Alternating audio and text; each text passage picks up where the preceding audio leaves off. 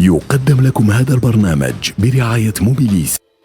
موبيليس، معا نصنع المستقبل.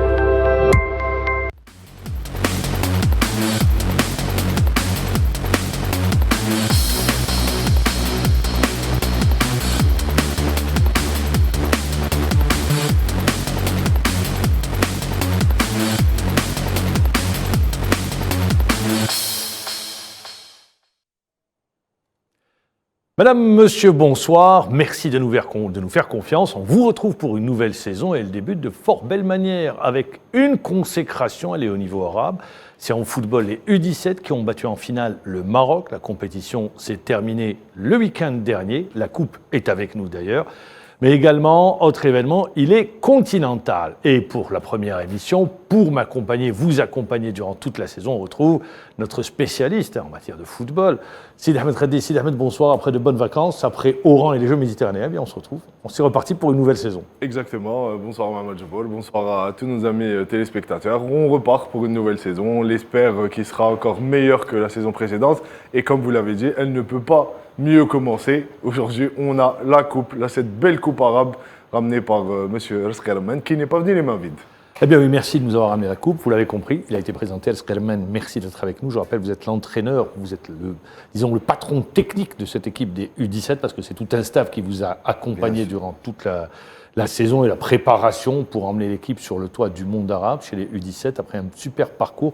Merci d'être avec nous. Alors, au lendemain de de ce succès face au Maroc, il faut le dire, sur l'ascenseur émotionnel, vous avez vécu des moments intenses, puisque, je rappelle, le but égalisateur est venu à la 89e minute de jeu, ça s'est joué au tir au but. Est-ce que vous avez récupéré depuis ?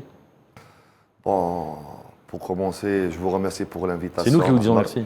C'est un plaisir d'être parmi vous dans ce plateau. Merci. Et de retrouver le libéraux de charme. Vous avez reçu pendant la Coupe d'Afrique des Nations, Oui. je m'en souviens bien. Oui. Oui. Le libéraux de charme, c'est Ahmed Reddi, ça. Ouais. L'ex-libéraux de charme. Voilà, donc, on venait de le dire, Ma'ammar, c'est vrai que pour récupérer, je pense pas encore. Mais la tête déjà commence à travailler pour la prochaine échéance. Mais disons que même la fatigue, on l'oublie quand on gagne. Oui, bien sûr. On s'est parlé juste après le match du bus. Vous rentriez sur Alger. Sur Alger, donc on n'a pas fermé l'œil, pratiquement même les joueurs. Donc c'était l'effet de l'émotion, l'effet aussi l'effet du stress, tout ce qu'on a vécu pendant cette Coupe arabe. Mais quand vous avez dit tout à l'heure dans les coulisses, quand ça se termine avec une consécration, on oublie tout. On oublie la fatigue, on va revenir sur ce succès de l'équipe nationale des U17, succès en Coupe arabe. C'est un retour sur le parcours des jeunes verts dans l'événement de Stade 24.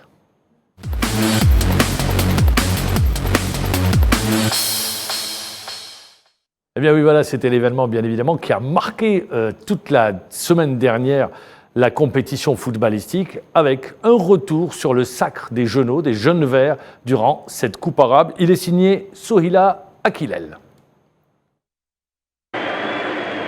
Pour sans faute depuis le début de la compétition qu'organise l'Algérie, l'équipe nationale a terminé l'épreuve en beauté, en s'adjugeant le trophée de cette 4e édition de la Coupe arabe des moins de 17 ans. Un trophée qu'aucune sélection algérienne de cette catégorie d'âge n'a remporté par le passé. Les jeunes verts ont gagné davantage en confiance au fil des rencontres, alors que les pronostics en début de compétition ne leur étaient pas favorables. Arrivés jusqu'en finale, ils affrontent le Maroc. Les Lions de l'Atlas ont réussi à ouvrir le score sur corner dès le début de la seconde période. Ce but a poussé l'entraîneur algérien à effectuer plusieurs changements pour essayer de revenir dans le match. Les minutes passées et pendant que les jeunes Marocains se préparaient pour fêter leur victoire, le milieu de terrain Tayeb Chehima chipe la balle à un joueur adverse aux abords de la surface et tire instantanément en puissance, ne laissant aucune chance pour le portier marocain. Menés en finale jusqu'à la dernière minute du temps réglementaire, les poulains de Elskerman ont su renverser la donne et s'imposer au tir au but, une victoire pour l'histoire. Cette Coupe arabe est une aubaine pour la sélection algérienne pour préparer une échéance non moins importante, en l'occurrence la phase finale de la Coupe d'Afrique des Nations U17 qui aura lieu en Algérie en avril 2023.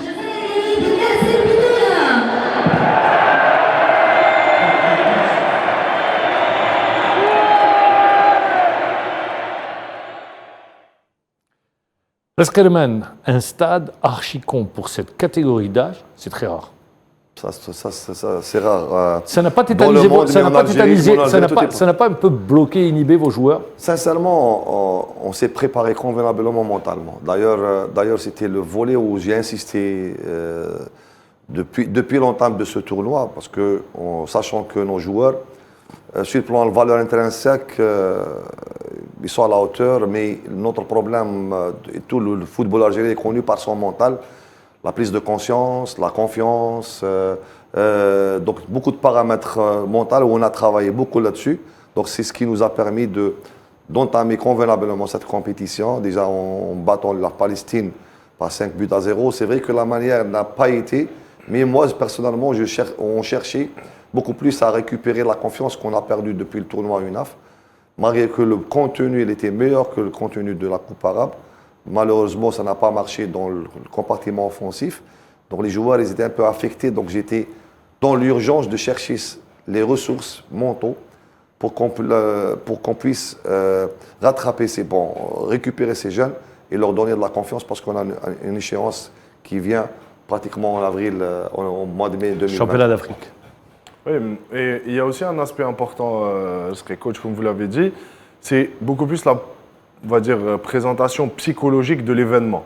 Et on l'a vu, que ce soit pour les Jeux méditerranéens, aujourd'hui c'est un tournoi U17, comme l'a si bien dit Mohamed Jabbour, l'apport du public il est important. On sent la passion des Algériens pour ce sport. Et on n'a qu'à comparer lors des éditions précédentes, que ce soit la Coupe arabe ou les Jeux méditerranéens, il n'y a pas cette affluence. Ça se passe que chez nous. Hein, oui, y a que c'est vraiment rare de trouver un stage archi-comple dans une finale. Ils étaient 20 000. 17, pratiquement des familles, des enfants, des fervents des Verts. Donc nous, les Algériens, on est connus pour ça. Donc on est amoureux de football. Donc tout ce qui est équipe nationale, on sera tous derrière. Hein. Si je vous dis l'équipe la plus difficile, celle qui était donnée comme favori, l'Arabie Saoudite, qu'est-ce que vous dites? Pour moi, c'est la meilleure équipe. Pour moi, c'est la meilleure équipe du tournoi du point de vue animation offensif. Beaucoup de mouvements, très assidus dans les aspects offensifs. D'ailleurs, on les a bien étudiés en demi-finale. C'est vrai qu'il y a beaucoup de gens qui m'ont critiqué de dire comment on joue chez nous, on joue derrière. Voilà, même, il faut avoir l'art de jouer derrière aussi, de défendre. C'est vrai. Parce que même jouer derrière avec un bloc bas et jouer sur des contres aussi, c'est un style de jeu aussi. Oui. Donc si on se rappelle... Vous avez joué sur vos forces, oui, sur vos qualités. On a joué sur nos forces parce qu'on savait que si on laisse les espaces à cette équipe de l'Arabie Saoudite, ils vont le bouffer. Pour vous, c'était la meilleure équipe du tournoi? Oui. Vous passez 3 fois au pénalty, quart demi-finale. Hein. Physiquement, ça n'a pas... Pas les physiquement, joueurs ont parce que en sortant de premier tour, pratiquement les meilleures nations se retrouvent dans les quarts de finale, pratiquement les 8 meilleures nations. Donc ça commence à serrer un petit peu, ça jouait sur des détails. Personne ne voulait sortir, tout le monde jouait sur les erreurs de l'autre. Donc c'était je peux dire que l'équipe qui était fort mentalement, qui est partie en finale. Moi, j'aurais une autre question autrement. J'ai suivi les 3 matchs, les quarts, les demi et la finale. 3 styles de jeu. Exactement, j'allais y arriver. C'est purement technique. Je veux parler de technique. Vous vous êtes adapté à chaque adversaire. Ouais. C'est-à-dire que vous n'avez pas gardé la même animation de jeu pour les différentes rencontres. Comme on l'a dit Souheila Kelal dans le VTR, personne ne donnait cher de cette équipe au début, mais au fil des matchs, on a vu une animation, un style de jeu différent. Qu'est-ce qui a fait que vous vous adaptiez aux adversaires? Si on parle formation par rapport aux académies, nous on a insisté sur le style de la sortie de la balle de derrière et construire le jeu de derrière avec des attaques placées. Mais en arrivant en tournoi, comme je l'ai dit tout à l'heure, donc on doit récupérer notre confiance, récupérer la confiance à nos jeunes, parce qu'on a une échéance très importante à... Pourquoi la confiance a été entamée par rapport au tournoi de l'UNAF? Oui. Vous l'aviez senti? Ils étaient très affectés. C'est pratiquement le même groupe? Pratiquement. Ils étaient très affectés, Mohamed. Avec 6 joueurs. Comment quand je dis les binationaux? Les binationaux. Non, ils sont pas. Ils n'étaient pas au tournoi de l'UNAF. Ils étaient au tournoi de l'UNAF. Voilà, ils n'étaient pas là. C'est pour ça que je vous dis, avec 6 joueurs en moins. En moins. Voilà. Surtout dans le compartiment offensif. Même il y a d'autres joueurs qui ont intégré la sélection. juste après le tournoi UNAF, pour renforcer les différents postes qu'on a constatés pendant l'UNAF où on avait besoin. Où il y avait des manques. Oui, il y avait des manques. Il y avait 5-6 joueurs dans le compartiment beaucoup plus offensif. Donc, on a changé notre style de jeu. On a cherché à retrouver la confiance et de donner de... Bon, donner, Pour vous, la confiance passait par le résultat. Oui. C'est ça. Donc, on doit faire des résultats sur le plan international parce qu'ils étaient affectés pendant le tournoi UNAF par rapport aux résultats. La manière a été, on a fait un bon contenu, on a dominé nos adversaires. D'ailleurs, contre l'Égypte, l'une des meilleures équipes du tournoi UNAF et même du tournoi arabe, on les a malmenés sur le plan jeu. Ils nous ont battu 1-0 sur un contre. Donc voilà, donc tout ce qu'on a travaillé pendant les 8-9 mois à l'académie, on a essayé de le concrétiser pendant l'UNAF. Ça n'a pas marché par rapport à quoi? Donc on a fait notre constat, on a vu qu'on manquait de puissance devant, on manquait d'efficacité, parce qu'on était parmi les meilleures équipes qui ont créé le plus d'occasions possibles. Mais qui ne marquaient pas. On n'a pas marqué. Il y avait un Donc manque d'efficacité. pendant le tournoi UNAF, je ne vous cache pas, on a changé de stratégie. Même moi, comme coach, j'ai changé de stratégie. J'ai vu qu'on doit gagner et avancer dans ce tournoi. Et en même temps, premièrement, gagner plus de matchs possibles pour combler le vide de manque de matchs qui ont été Au niveau national?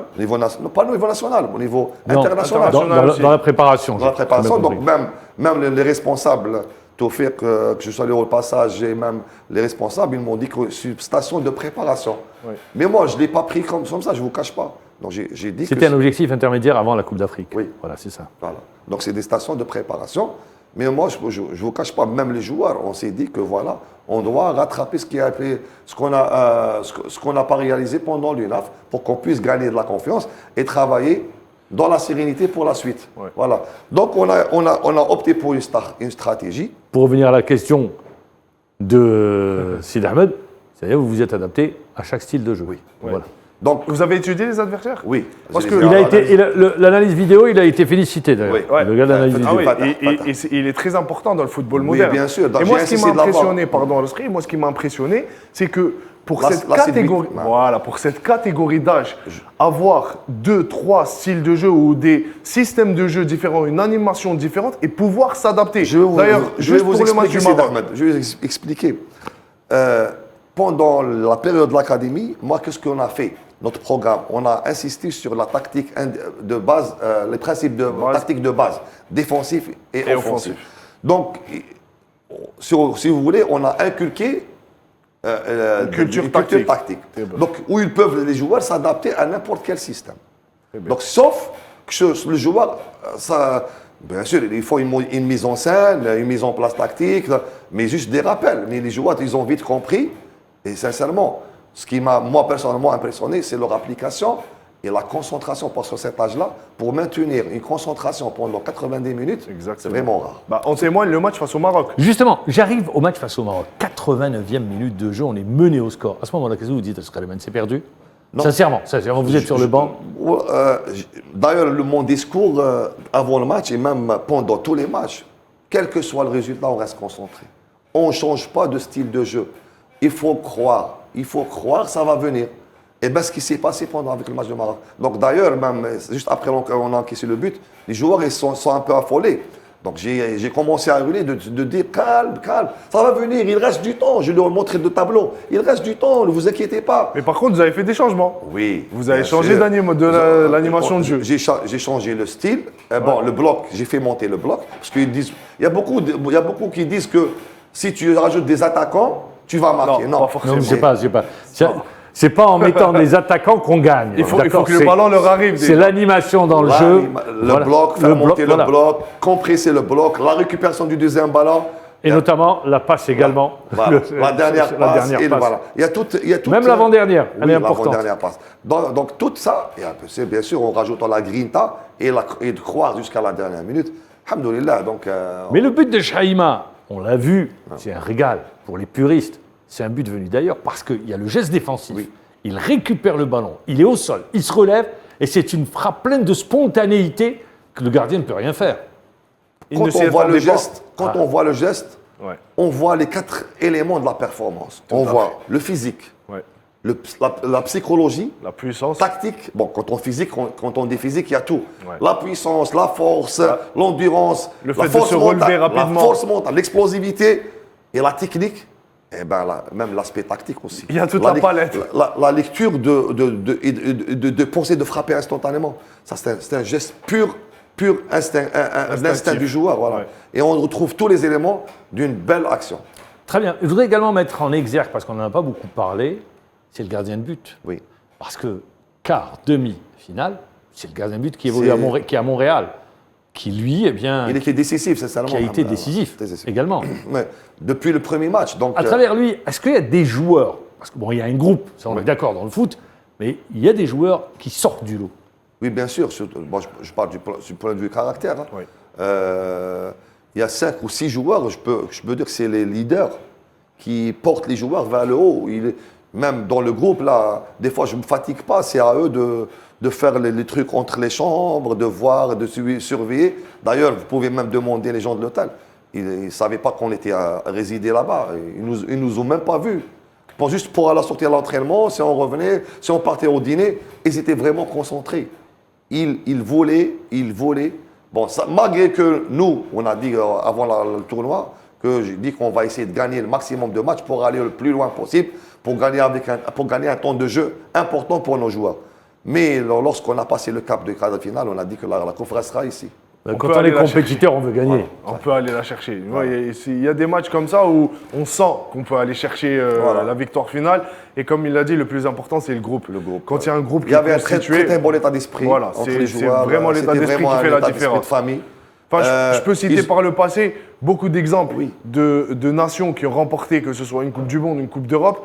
À chaque fois, les mots qui revenaient après, quand on dit post-victoire, c'était vraiment, tout le monde mettait l'accent sur le groupe. C'est-à-dire que c'est le groupe qui fait la différence et non pas les individualités. Quand le groupe est là, les individualités… L'individualité, c'est au service du groupe. Exactement. Mais si le groupe vit bien, Ouais. Tout à fait. à partir de là, en principe, il n'y a pas de Voilà, problème. c'est ça. On va écouter d'ailleurs 2 joueurs à l'issue de cette victoire algérienne, donc sur cette tranche d'âge, les U17, parce que généralement on ne gagne pas sur cette tranche d'âge, c'est Chahima et Abdelmoujib à l'issue de la victoire. Aujourd'hui c'était la finale, vous rentrez en jeu, l'Algérie qui perd, qui est menée en but à 0, c'est le Maroc qui va vers le trophée on va dire. Et là vous rentrez, vous récupérez le ballon. À quel moment vous avez pensé que je tire, c'est bon, je le marque? En fait, je sais pas, direct, j'ai senti que je pouvais marquer, j'ai tiré. Et c'est rentré, alhamdoulilah, c'est rentré, voilà. Quelques secondes dans l'esprit, vous avez vu le gardien ou pas? Non, j'ai pas vu le gardien, j'avais même pas vu que j'avais marqué, c'est les supporters qui me l'ont dit. Alors, une finale, une victoire, une médaille et une coupe qui reste à la maison. Ça reste à la maison, c'est une fierté pour nous, une fierté pour ma famille. Un mot pour le public, pour la famille, pour tout le monde. Le public a été incroyable durant toute cette coupe, je remercie le public et celle-là c'est pour ma famille. On a suivi les consignes du coach, on a su les appliquer dans le match et on a gagné, c'est le jeu, on est champion d'Arabe. Alors, quel est le moment fort de la finale, on va dire? Franchement, c'est lorsqu'on a marqué le but du 1-1 et on les a gagnés en pénalty. Ça nous a permis d'aller en pénalty et les gagner. Le public Sigua, magique, c'est juste incroyable, vraiment un public, machallah, vraiment incroyable. Eh bien voilà, donc on les voit, hein, ils sont sur un nuage à l'issue du match. C'est Ils clair. sont sur un nuage. Le buteur notamment, qui lui vient du Football Club de Nantes. Hein. Oui. Il a été formé à Nantes, ça reste une référence. D'ailleurs, on a parlé, on va revenir avec vous, mais avant, on va aller en France pour retrouver le responsable de FAF Radar. C'est une structure qui a été mise en place pour justement dénicher, aller voir, prospecter les jeunes talents pour renforcer nos équipes nationales. Et à sa tête se trouve Fouad Qadahounet. Fouad Qadahounet, bonsoir. Bonsoir, salam alaikum. Merci d'être avec nous en direct. Alors, une première réaction au succès des U17, premièrement, parce que c'est également le travail de FAF Radar. Oui, déjà félicitations au coach. Romain, je sais qu'il est sur le plateau. On s'était déjà eu au téléphone. Voilà, c'est une victoire. C'est tout l'ensemble de la DTN qui a gagné, avec la fédération bien sûr. Donc ouais, c'est un travail qui a été mis en place depuis mars 2020. Et voilà, l'apport de jeunes joueurs algériens qui évoluent à l'étranger, donc a apporté un plus à ces équipes nationales. Et voilà, aujourd'hui, on est très très content d'avoir contribué au sacre des U17 à cette Coupe arabe, en espérant que d'autres victoires arriveront sur les différentes catégories d'âge. Ben ça, c'est tout le mal qu'on souhaite. Est-ce que vous travaillez conjointement, ou disons en symbiose, allez, on va le dire comme ça, avec la direction technique nationale? Oui, bien sûr, en symbiose. Bon, on s'est plusieurs fois au téléphone avec les différents sélectionneurs, que ce soit avec Alman ou avec Mohamed Lasset. On se connaît depuis que je suis rentré moi à la Fédé. On a toujours eu de bons liens de travail. Donc non, on est toujours en contact, et moi je suis à l'écoute de ce que eux me demandent sur les différents profils de joueurs qu'ils aimeraient avoir en sélection. Et moi, j'essaie de prospecter et de leur amener les meilleurs profils. Voilà, donc on avance et on progresse au fur et à mesure du temps. C'est un maillage. Bien sûr, et tout ça est encadré bien sûr par le DTN qui en premier lieu nous donne les idées pour développer ces équipes-là. C'est un maillage de la France ou un maillage de l'Europe? Alors, on va dire que pour moi, c'est un maillage d'Europe, en sachant aussi qu'il ne faut pas oublier que le plus grand vivier de joueurs algériens se trouve en France. Mais ça n'empêche pas qu'on a déjà sélectionné des joueurs qui évoluent en Allemagne, en Belgique, en Angleterre, en Italie et en Espagne. Donc voilà, et on essaye de prospecter. Là, je sais que sur les U17, on a même fait venir un joueur qui vient du Canada, de par les contacts que le coach avait eu. C'est le gardien de but. Voilà, c'est Hamash. Donc voilà, on essaie de prospecter, mais c'est vrai qu'il y a une majeure partie de joueurs algériens qui évoluent en France, dû à la, comme je vous expliquais, oui, bon, mais c'est historique également, puisqu'on c'est historique. Il faut pas oublier qu'il y a 6 millions d'Algériens. 6 millions d'Algériens, il est évident qu'il y a plus de joueurs en France. Donc c'est le plus gros vivier, Alors qu'au Canada, il y a 100 000 Algériens. Voilà, il suffit de faire la comparaison. Voilà. Donc oui, c'est vrai qu'une majeure partie, comme je vous ai dit, c'est vrai qu'il évolue en France, mais on est ouvert, aujourd'hui, sur plusieurs pays en Europe. Question de Sid Ahmed Khaddis. Bonsoir Fouad. Alors moi, ma question elle est toute simple. C'est par rapport à cette feuille de route qui a été mise en place par la DTN. Vous aujourd'hui, vous êtes à la tête de FAF Radar, qui est là depuis quelques années. On le voit, il y a un travail qui est en train de se faire, que ce soit en U20, U17 ou toutes les catégories qui ont participé à des événements ou à des tournois internationaux. Là, aujourd'hui, est-ce qu'il y a vraiment une possibilité d'élargir un peu cette zone de recrutement, de recherche par rapport, vous venez de le dire, il y a un gardien qui joue aujourd'hui à Montréal, dans vraiment l'optique d'aller chercher les meilleurs à travers le monde pour que demain, ils soient les futurs de cette équipe nationale, peut-être équipe A que Djamel Belmadi entraîne aujourd'hui. Bien sûr, on essaie de s'élargir. Je vais encore reprendre l'exemple de l'équipe de Al Khermen. Il a un joueur qui joue aux Zamalek en Égypte et qui est algérien. Je sais que moi, de par le réseau et le contact que j'ai, je reçois aussi pas mal de demandes où je dois superviser. Malheureusement, je peux pas me déplacer partout, mais je supervise aussi par vidéo des joueurs qui évoluent au Qatar, certains d'autres qui évoluent en jeunes, qui évoluent aussi en Arabie Saoudite.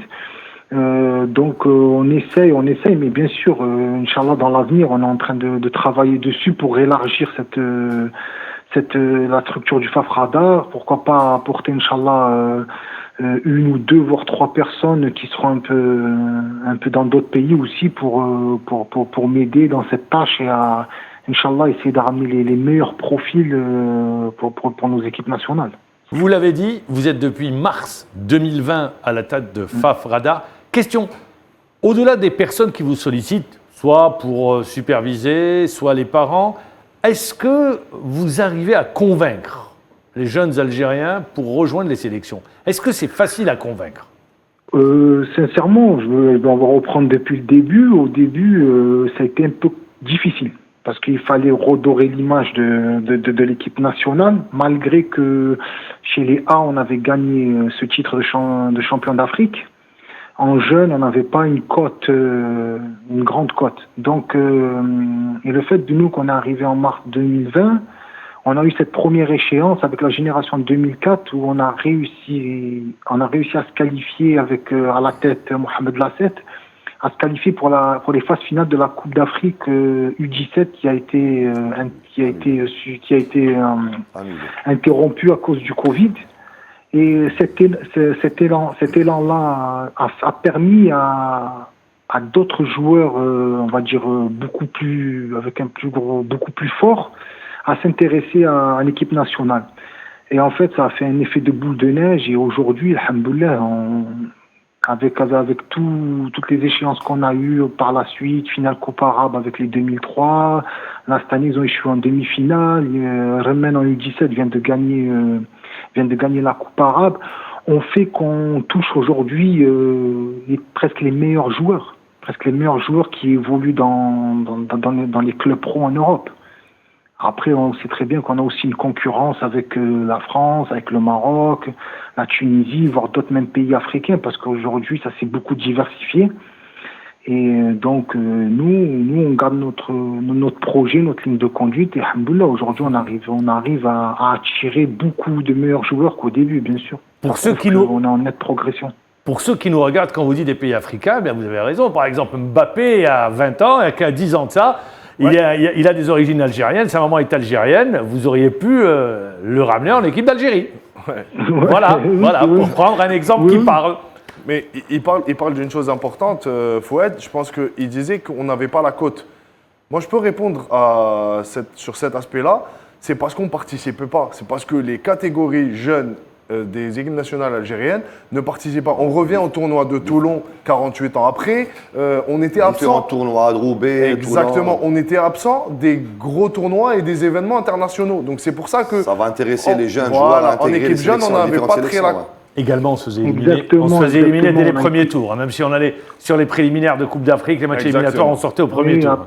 Exactement, on avait été aussi invité pour la génération 2004, même la génération 2005, même la génération 2006 de Rennes, au tournoi de Montaigu. Mais à chaque fois, à cause du Covid, ça a été annulé au dernier moment. C'est vrai que là, depuis l'arrivée du Fafradar, c'est vrai qu'on est sollicité. On est sollicité sur différents tournois. On a même là été ressollicité pour la génération 2007 qui doit participer au tournoi de Montaigu l'année prochaine, avril 2023. C'est de bon augure parce que voilà, ça prouve qu'aujourd'hui le football algérien chez les jeunes commence à progresser, commence à avoir des résultats et il faut pas s'arrêter là. Il faut continuer encore à travailler. Et voilà, si aujourd'hui on arrive si aujourd'hui on arrive un peu à obtenir des bons résultats sur des coupes arabes, sur des tournois de coupe arabe ou bien tournois de l'UNAF, aujourd'hui il faut essayer, Inch'Allah, on a des échéances qui arrivent pour la Coupe d'Afrique des U17, voilà, pourquoi pas espérer, Inch'Allah, même une qualification en Coupe du Monde pour nos U17. Sur cette tranche d'âge, oui. Alors, faut être question, la dernière. Quand vous arrivez, vous approchez un joueur, par exemple, je parle d'un joueur à Nantes ou dans n'importe quel club français, puisque c'est surtout la France, est-ce que vous êtes bien vu par les clubs ? Oui. Moi, en tout cas, moi, j'ai pris contact avec. Non, pourquoi je vous pose la question ? Parce que généralement, il n'y a qu'à Lyon qui ne sont pas bien vus. Quand il y a des joueurs qui brillent, on préfère les garder pour les sélections du pays et ne pas les laisser ailleurs. C'est pour ça que je vous pose la question. Moi, personnellement, je vais vous dire, moi, j'ai des bonnes relations avec les clubs parce que je connais les directeurs de centres de formation ou bien même les recruteurs que je croise sur les terrains le week-end des clubs pro. Après, ce qu'il faut comprendre, c'est que aujourd'hui, le choix d'un joueur, c'est son choix propre. C'est lui qui choisit où il veut jouer. Après, il y a de l'influence de l'environnement. Je suis tout à fait d'accord, j'en arrive. Oui, il y a de l'influence. Parce qu'aujourd'hui, on va prendre un joueur qui joue en France ou en Angleterre. On dit vaut mieux qu'il joue pour le pays là où il a été formé. Pourquoi ? Parce que demain, il y a des négociations de contrats qui vont être plus facile pour le joueur. Le joueur va être mis en avant par son club. Si maintenant il vient dans un autre pays, bon, c'est son choix. Le club ne va pas lui en vouloir. Mais voilà, c'est peut-être que il y a des coups de pression. Il y a des coups de pression. Et pour illustrer ce que je dis, le meilleur exemple, c'est Fekir. Ouais. Olas. Oui, bien sûr. Et que ce soit Fekir, que ce soit Bernès et Olas. Les deux avaient mis un coup de pression qui a fait qu'au dernier moment, il s'est rétracté. Oui, c'est pour ça qu'aujourd'hui, c'est mieux de les prendre plus jeunes. Voilà. En sachant que moi, je suis persuadé que là, si on prend, vous savez, au jour d'aujourd'hui, depuis que le FAF Radar a été lancé, depuis mars 2020, il y a eu le Covid, on a commencé en octobre 2020. À ce jour-là, il y a 137 joueurs algériens qui évoluent en Europe, qui sont venus sur différents stages des sélections. De joueurs qui évoluent dans des clubs pro. Donc c'est bien. Avec ça, on a pu construire une génération de 2003, une génération de 2004, une génération aussi 2001-2002, et la dernière là qui est en construction actuellement avec le sélectionneur des 2006. Donc ça commence à avoir beaucoup de joueurs algériens qui évoluent dans les championnats étrangers. Donc aujourd'hui, les cas comme Fekir et Ouawar ou peu importe, Inch'Allah, dans l'avenir, on n'en aura plus. Parce qu'aujourd'hui, on aura énormément de joueurs qui auront participé dans les équipes nationales de jeunes. Et ces problèmes-là Inch'Allah, ils vont disparaître dans l'avenir. Merci Fouad Qadahounet. Je rappelle, vous êtes responsable de FAF Radar depuis mars 2020. Merci encore une fois d'avoir été avec nous en direct et d'avoir répondu à nos questions. Je me tourne vers vous. On a parlé de FAF Radar. Il y avait 6 joueurs, vous l'avez dit vous-même, qui n'ont pu être présents. Sur les 6, il y a eu un qui est venu, c'est Taïb Chima. Très bien, donc 5 ne sont pas venus. Voilà, 5 qui avaient. On a remplacé par rapport au manque dans notre effectif, on a ramené un joueur de la liste réserve. Très bien. C'est Boualam Lias. Voilà. Très bien, j'arrive. L'équipe est composée des joueurs, donc FAF Radar, puisque ceux qui ont été prospectés, qui ont rejoint et qui évoluent en France, le Paradou Athletic Club également, qui a donné des joueurs, et l'académie de Sidi Belabbès de la Fédération algérienne de football. Si les 5 joueurs avaient répondu présent, ça aurait changé la donne ? Possible. Je pense que c'est en positif, donc on aura plus de choix. Beaucoup plus de choix. Parce que d'ailleurs, pendant le tournoi, on a fait un peu de gestion, on a géré un petit peu l'effectif. D'ailleurs, surtout dans la sortie de notre jeune Zezid Issam avec un carton rouge, ça nous a vraiment peiné de trouver quelqu'un de son côté. Donc on a commencé à changer aussi notre style de jeu, notre système de jeu par rapport aussi aux joueurs qu'on possédait. Donc si on avait pratiquement, surtout que les 2 joueurs qu'on a voulu les avoir, surtout le jeune Delavo de Nancy, un milieu offensif gaucher, excellent joueur, et aussi l'excentré de Tidiane Diallo de Strasbourg. Si on les avait avec nous pendant ce tournoi, on aurait être plus à l'aise, plus fort, plus à l'aise dans nos choix, et même sur le plan offensif, plus spectaculaire aussi. Ça vous donne plus de solutions également. Plus de solutions. Je voudrais revenir sur un autre aspect. Il y a la Coupe d'Afrique des Nations qui arrive. La Coupe arabe, c'est bien, on l'a gagnée, on tourne la page, il faut se projeter, c'est ça le football, c'est ça la vie dans le sport. Sur la prochaine Coupe d'Afrique des Nations qui aura lieu au mois de mai. Parce qu'on a décalé la date. Par rapport au mois de Ramadan. Entre le 30 avril et le 20 mai. Vous avez la composante 10 joueurs de l'académie de Belabbès, c'est ça 10 à peu près? Bon, il y a un noyau élargi, donc... Non, j'arrive, la composante. La composante, 11. À peu près, 11 joueurs de Sidi Belabbès. Pour ce tournoi-là arabe? Non, pour le futur. Vous avez sous la main. Pour le futur, une vingtaine de joueurs de Sidi Belabbès. Sidi Belabbès de l'académie de Sidi Belabbès. 6 ou 7 joueurs de l'académie de Paradou. Il y a d'autres joueurs qui sont dans le club que je vais revoir aussi. Très bien. J'ai un peu plus nos joueurs qui évoluent à l'étranger. Vous avez une liste élargie. Une liste de 40, 45 joueurs. Très bien. Votre difficulté, c'est de pouvoir bénéficier, parce qu'il n'y a pas de date, FIFA. Pas de date FIFA. Donc, je pense qu'avec beaucoup plus côté relationnel, parce que même avec ces jeunes-là, la loi de la date FIFA, elle ne s'impose pas. Oui. Il n'y a pas de date FIFA donc pour si on va tisser de bonnes relations avec des directeurs sportifs, ils vont collaborer. Ils vont vous les libérer. Pour libérer pour certains stages, pas à 100% des Très stages, bien. mais juste des stages où il va y avoir des matchs internationaux pour qu'on puisse En vue bénéficier. de l'échéance. Voilà, en vue de l'échéance. En vue de l'échéance. En vue de l'échéance. Ouais, bien D'ailleurs, Toufik Qureshi, dernièrement, on a envoyé une lettre de collaboration. On leur a même envoyé Proposé de collaborer. tout le programme programmé jusqu'à la Coupe d'Afrique des Nations. Tous les stages. Pour qu'ils prennent leurs dispositions à l'avance. Bon, on leur a dit, on ne va pas les avoir Tout le temps, mais bien sûr. surtout dans des périodes très creuses. Bon, il va y avoir les vacances de la Toussaint. D'ailleurs, avec Fouad, on a parlé de préparer déjà le stage dans les vacances de la Toussaint, c'est en fin octobre. C'est là où on peut avoir la majorité de nos joueurs. On va essayer de programmer là 2 matchs aussi. D'accord. Vous êtes, avant l'échéance Coupe d'Afrique des Nations sur cette tranche d'âge, vous êtes pour des stages permanents avec les joueurs qui évoluent en Algérie, Académie, Parado Athletic Club et peut-être d'autres clubs également, hein, ou vous dites, bon, par à coup, on gère. Non, je suis pour les stages permanents. Est-ce que le Parado va répondre favorablement? Bon, moi, Parado, je fais confiance. L'Académie, il n'y a pas de problème. Il y a pas de Mais le problème. Parado et les autres clubs, parce que le Parado et les autres clubs. Moi, je dis le Parado parce que Parado aussi, ils font du bon boulot. Je sais C'est devenu, en matière de formation, une référence. Je sais ce que c'est, ce qui se passe chez eux. C'est Mais une valeur sûre. d'autres clubs, on aimerait bien avoir leurs joueurs. Jusqu'à la fin de l'échéance, les joueurs vont se retourner au club. Voilà. Mais pour les joueurs... C'est-à-dire que vous voulez les avoir à partir du mois de novembre, Pratiquement là, au mois de septembre, Mois de avec la scolarité. Là, avec la scolarité, le début de la scolarité. jusqu'à la fin de l'échéance. Jusqu'à la fin de l'échéance. Voilà. Surtout pour certains Et la clubs, compétition, comment vous allez faire? on va les engager dans une catégorie U19, avec des plus Dans le âgés de championnat. 2 ans, dans le championnat national. Avec l'élite, comme on l'a fait l'année passée, l'Académie de Blabès. Comme ça avait été fait également avec l'équipe à l'époque de Mohamed Rawarawa également. Oui, la période de Mohamed Rawarawa, il a engagé l'équipe dans le championnat avec l'équipe amateur. C'était le 3e division amateur. Il y avait même Salim Menad aussi qui était à la tête, où il jouait avec le championnat plus supérieur. Ça s'est arrêté ou c'est une réflexion qui est engagée, une proposition qui est faite? Non, la proposition elle est faite, ça fait longtemps. Maintenant, juste choisir le site. Au lieu de Blabès, on doit choisir un autre site qui sera proche de la capitale.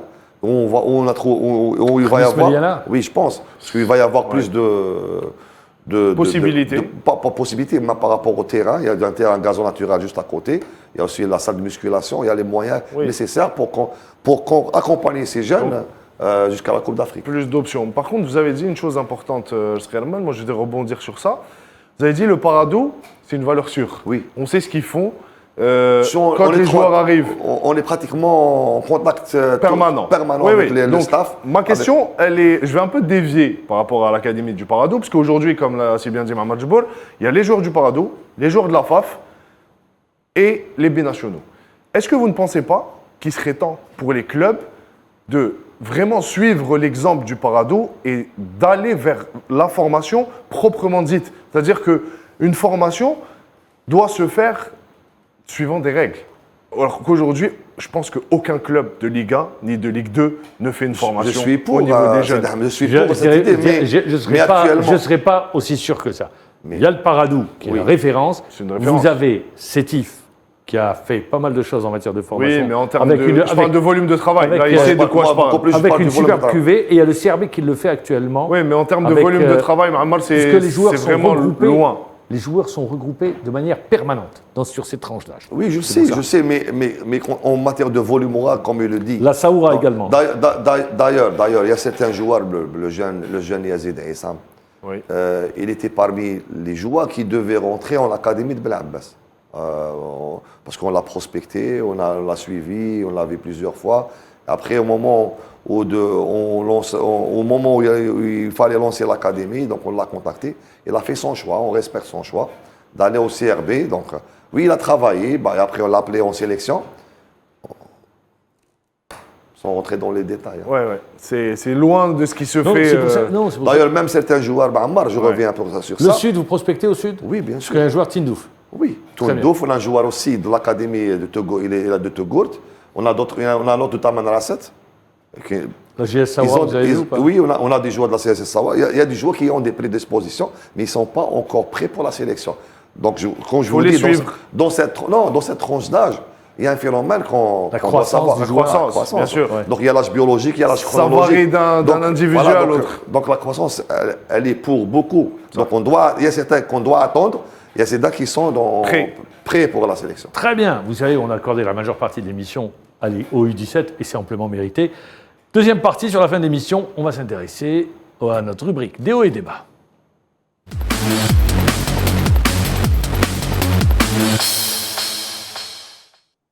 Déo et débat consacré à la compétition africaine, puisqu'elle reprend la compétition africaine pour nos clubs avec la plus prestigieuse des compétitions. 2 clubs engagés, le Chebeb Briadi de Belouizdad, le champion d'Algérie en titre, quart finaliste des 2 dernières éditions, et la JS Kabylie qui a connu bien des difficultés en cette entame de saison. Compte rendu, Sidam Tredez. Le CR Belouizdad a fait match nul 0 partout face au Sierra Leone de Bow Rangers FC, en match aller du premier tour préliminaire de la Ligue des champions de la CAF, disputé samedi au stade Samuel Keondo Sports à Monrovia au Libéria. Il y avait pourtant la place pour mieux faire. Les joueurs du CR Belouizdad n'ont pas osé face au Sierra Leone dans une rencontre soldée sur un score nul et vierge. Faute d'infrastructures homologuées pour les compétitions continentales au Sierra Leone, cette rencontre a eu lieu au stade Samuel Keondo Sports à Monrovia. Au Libéria, les Belouizdadi auraient pu largement revenir avec un résultat meilleur. Mais l'on s'accorde à dire que le coach Nabil El Kouki a trop respecté son adversaire du jour, qui était loin de constituer pourtant un foudre de guerre. Le Chebeb a dominé stérilement les débats en première période, et l'on s'attendait à ce que cela change en seconde mi-temps, chose qui n'a pas été faite. Ce sont les adversaires qui ont pris les commandes, mais grâce notamment à la tactique ultra défensive adoptée par El Kouki et la vigilance du gardien de but Alexis Gendouz, les cages algériennes sont restées vierges. Tout reste donc à faire pour les coéquipiers de Karim Alibi lors de la seconde manche qui aura lieu au stade du 8 mai 45 à Sétif samedi prochain. De son côté, l'autre représentant algérien, la JS Kabylie, qui connaît un début de saison catastrophique en championnat, voulait se relancer en Coupe d'Afrique. La révolte n'a pas eu lieu du côté des Canaries, qui enchaînent une 4e défaite de rang, toute compétition confondue. On peut dire que le limogeage de l'entraîneur n'a pas eu l'effet psychologique escompté. Pour cette première manche, la JSK s'est déplacée en terre sénégalaise pour y affronter le Casamance SC, une équipe qui se présente en Ligue des Champions après avoir raflé la Coupe et le championnat la saison passée. Bourkhenchouch ratera un penalty avant que les Sénégalais n'ouvrent la marque. Le match se termine sur le score d'1-0. Il va falloir se ressaisir et montrer un autre visage si les coéquipiers de Sayoud voudront aller au deuxième tour de cette prestigieuse compétition. Les 2 matchs, l'un samedi pour le match retour du Chebeb Briadi de Belouizdad face à l'équipe de la Sierra Leone, les Bow Rangers, ça sera au 8 mai 45, suivi dimanche de la JS Kabylie avec un nouvel entraîneur à la barre technique, Amrani, qui succède à Riga, qui a été démis de ses fonctions. Il faudra remonter ce but. La Panenka de Bourkhenchouch, il doit encore la travailler. Le geste technique complètement raté. Bon, on ne voyait pas exactement l'état du terrain, mais ça ne se tire pas comme ça, la Panelka. Oui, mais il a tapé complètement à côté, c'était hors cadre. Bon, il fallait cadrer, il fallait juste cadrer le tir. Moi, je pense que c'est vraiment une faute professionnelle de la part de Bourkhenchouch. Je vais vous dire pourquoi. Vous êtes entraîneur. Quand vous êtes sur une série de 3 défaites consécutives en championnat, voilà, il fallait redonner confiance aux joueurs, il fallait le marquer ce but, être un leader, donner cette confiance dont les joueurs avaient besoin.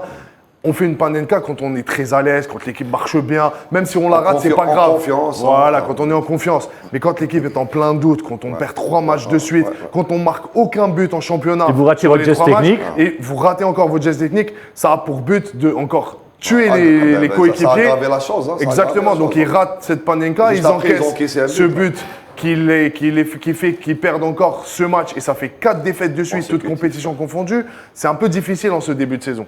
Et pour l'entraîneur Amalani, il avait débuter dans les pires conditions. Parce que débuter après 4 défaites sur un match, pour un entraîneur, c'est bien de commencer dans des pires conditions que de commencer dans de bonnes conditions. Celui qui débute dans de bonnes conditions, dont les dirigeants ont fixé l'objectif, c'est gagner la Champions League africaine, c'est le Tunisien El Kouki, lui. Par contre, El Kouki, mais il est prudent, il la joue petit bras à l'extérieur face à une modeste formation de Bow Rangers.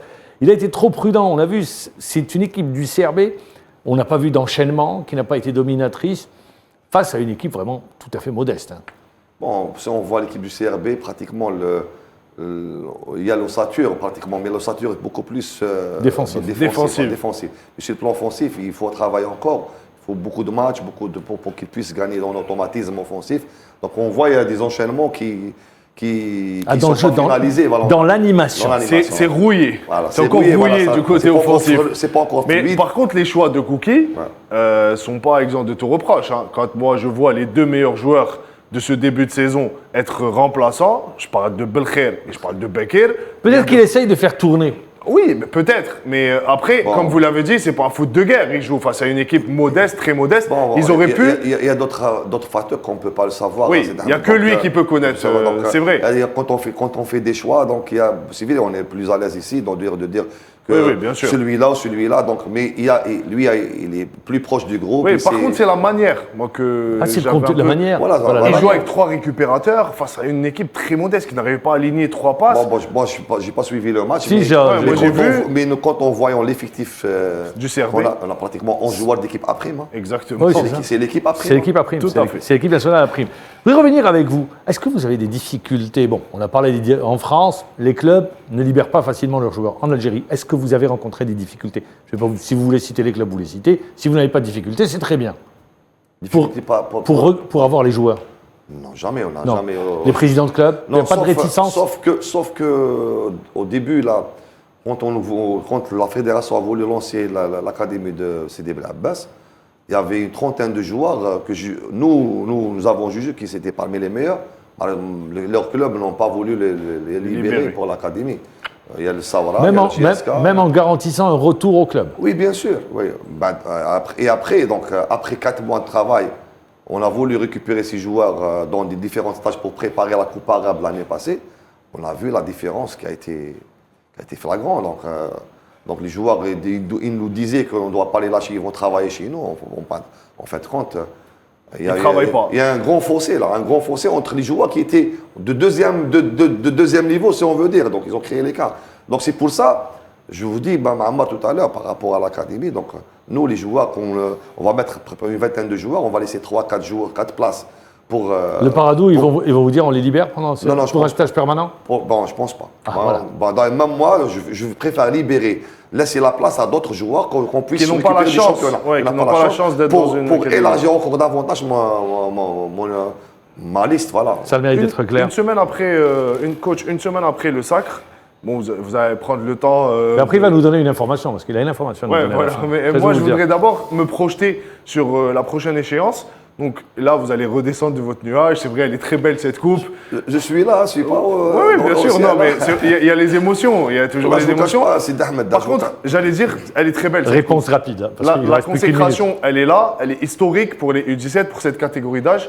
Mais si vous deviez tirer des conclusions de cet événement, de cette Coupe arabe, et en vue de la prochaine échéance, si vous deviez trouver quelque chose qui n'avait pas marché, des manques, ça serait quoi? Améliorer quelque chose en vue de la Coupe d'Afrique? Améliorer les attaquants de côté, les excentrés. Bon, même des milieux offensifs. Donc nous, défensivement, d'ailleurs, on était parmi la meilleure défense. Une bonne assise défensive. Un bon système défensif, une bonne animation défensive. C'est facile à travailler, Oui. mais l'animation offensive, il faut du talent aussi. On manque un peu de talent devant, donc on doit chercher le profil pour essayer d'avoir un équilibre offensif et défensif. Très bien, vous nous confirmez, on en discutait tout à l'heure, mais vous allez nous donner l'information, on ne peut pas la laisser comme ça pour le prochain stage de l'équipe. Vous avez eu Jamel Belmadi au téléphone? Oui, c'était un plaisir de l'avoir. Il n'a pas Entraîneur voulu national. appeler juste après le match. Il m'a dit que je savais que vous allez avoir beaucoup d'appels, donc je vous laissais de reposer un petit peu. C'était très bon, vraiment, il m'a fait vraiment un énorme plaisir de l'avoir au téléphone. Il m'a encouragé, il a dit que voilà, il faut saluer les enfants, les jeunes. J'ai suivi tous les matchs, il était très content de l'état d'esprit de ces jeunes-là. Donc, et même il a dit saluer le staff médical, il a salué tout le monde de toute façon, il n'a laissé rien. Ça se voit, il a le détail du détail, il est toujours dans ses Pointilleux. Pointilleux, donc voilà. Donc, Et il vous invite? il nous a invités d'être. Quand je dis vous, c'est-à-dire staff, joueurs, de passer. pour le prochain stage? Pour le prochain stage, Inch'Allah, de dîner avec l'équipe nationale A. Ça va leur faire plaisir. Ça va faire plaisir aux Mahrez joueurs. également a félicité les joueurs. Bien sûr, pratiquement. Il Il y a eu Majid aussi qui était venu au vestiaire après le match. Juste le match, il a même fêté avec nous. Comment il ils ont- il a même commencé à applaudir les joueurs. Comment les joueurs ont vécu ça? Ils étaient heureux? Oui, très très heureux même. Surtout quand on a reçu le message aussi de notre président Abdelmajid Tebboune, c'était vraiment... Il y a eu le message du président de la République. Ouais, président de la République, vraiment, ça nous a fait énormément plaisir. Ça va nous donner encore de la force. De la force pour réaliser d'autres objectifs, Inch'Allah, avec cette génération. Et Ammar, je dirais toujours, notre objectif principal, c'est de hisser le maximum de joueurs au plus haut niveau, Inch'Allah. Ça sera le mot de la fin. Merci encore une fois, les Skelman. C'est moi qui vous remercie pour cette bonne soirée. C'est un plaisir. Et bravo à vous, parce que vous êtes premier responsable du staff technique, à tout le staff. Quand je dis tout le staff. Pas uniquement mon staff qui est actuellement, il y a même le staff qui a travaillé en dehors de la sélection, les différentes, régions, les différentes DTW, DTR. Ils sont tous à féliciter. Tous sur les staffs des différentes académies. Et bravo aux joueurs de l'équipe nationale. Eh bien voilà, première émission. Merci d'avoir été avec nous. Merci Sid Ahmed. Merci à toute l'équipe technique qui nous a accompagnés ce soir. Je vous dis bonne soirée. Rendez-vous lundi prochain. Au revoir.